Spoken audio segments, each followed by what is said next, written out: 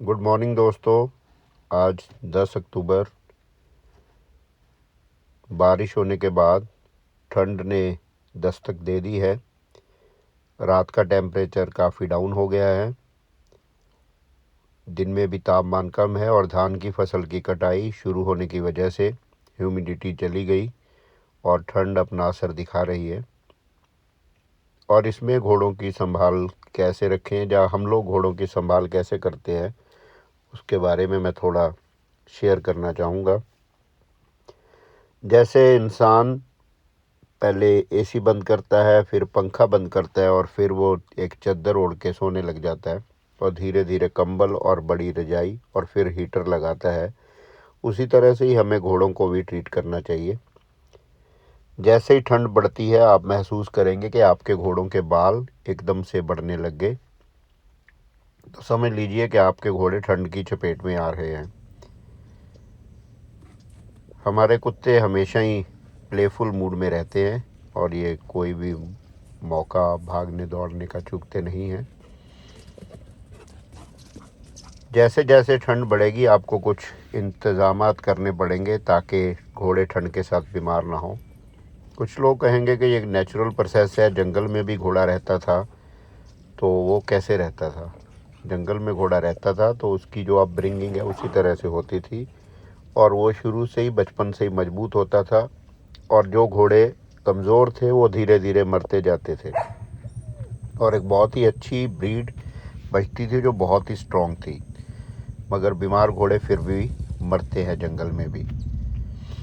जैसे ही ठंड उतरी है उसमें पहले तो हम लोगों ने अपने घोड़ों को बाहर छोड़ने का टाइम चेंज किया।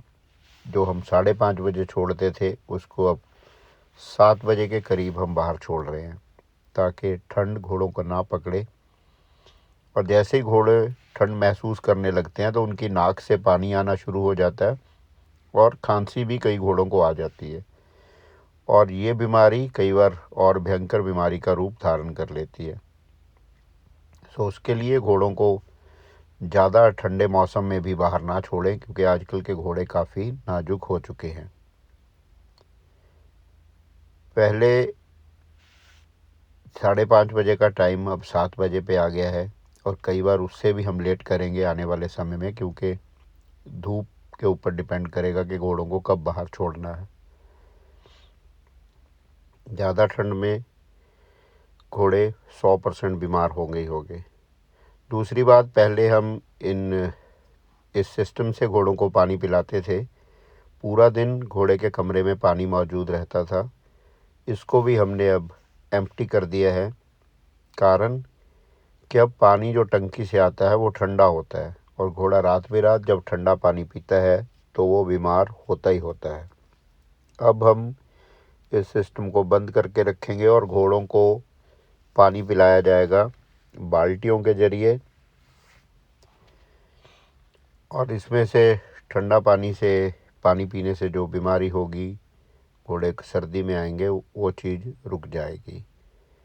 गर्मियों में बेशक आप पूरा दिन घोड़ों के सामने पानी रखो, ताज़ा पानी ठंडा पानी इसमें भरता रहता है, मगर जैसे ही सर्दियाँ आती हैं हम लोग इस चीज़ को अवॉइड कर देते हैं। फिर हम दूसरा सिस्टम अडॉप्ट करते हैं कि ताज़ा पानी बाल्टियों में भरा जाए और घोड़े को पिलाया जाए और कोशिश की जाती है कि एक बार पानी जिस घोड़ी को पिलाया गया वो दोबारा दूसरी घोड़ी को भी ना पिलाया जाए।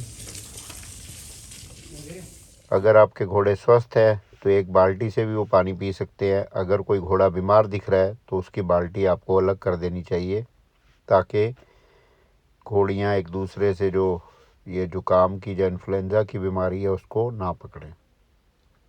ताज़ा पानी घोड़ा पी भी लेता है और आपको सर्दी में पता भी चल जाता है कि कौन सा घोड़ा पानी नहीं पी रहा। अगर कोई घोड़ा आपको लग रहा है कि सुबह भी पानी नहीं पिया, शाम को पानी भी नहीं पिया, तो उसके बीमार होने के चांसेस ज़्यादा हैं क्योंकि उसको डिहाइड्रेशन पक्का होगी और कॉलिक भी होगा। हमारा एक्सरसाइज का समय भी सर्दी के बाद चेंज हो जाता है। आप देख सकते हैं कि इसमें अभी कहीं पे भी बाल नज़र नहीं आए क्योंकि हमने पिछले 10 दिन से ऑलरेडी ठंड के मुताबिक अपने प्रबंध कर लिए थे। जेटी आजकल जॉइन अप मेथड की प्रैक्टिस कर रहे हैं। कितने वो सफल इसमें होंगे, कितने लंबी प्रैक्टिस के बाद जेटी इसमें सफल होंगे, वो आने वाला समय बताएगा। मगर समय समय पे मैं इस चीज़ के वीडियोस अपलोड करता ज़रूर रहूँगा। कुछ लोगों ने हमें जॉइन अप मेथड में करेक्ट भी किया, हमने उसको माइंड नहीं किया। मगर सलाह देते समय आदमी एक बात भूल जाता है कि जो नया आदमी किसी चीज़ को करता है वो परफेक्शन से नहीं कर पाता।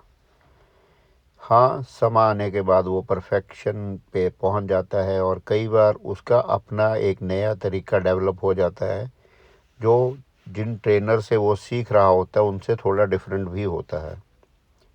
इसी तरह से ही लोग अपने अपने तरीके ईजाद करते हैं। ये भी थोड़ा टफ घोड़ा है क्योंकि यंग है और ब्रीडिंग स्टैलियन है। इसके साथ ऐसे राउंड पेन में अकेले रहना नॉट अ ईजी जॉब। जैसे ही सर्दी शुरू हुई हम लोगों ने टेम्परेचर कंट्रोल करने के लिए अपने अंदर जो पर्दे लगे हुए थे स्टेबल्स में उनको गिराना शुरू कर दिया, जिससे अंदर का टेम्परेचर उतना डाउन नहीं हुआ है और हमारे जो घोड़े हैं अभी किसी को भी बाल बढ़ने की और खांसी की समस्या नहीं आई है। पिछले साल हम लोग ये पर्दे लगाने में लेट हो गए, दिसंबर तक ये पर्दे लगे, तब तक तो बाल भी बढ़ गए, हमें क्लिपिंग भी करानी पड़ी।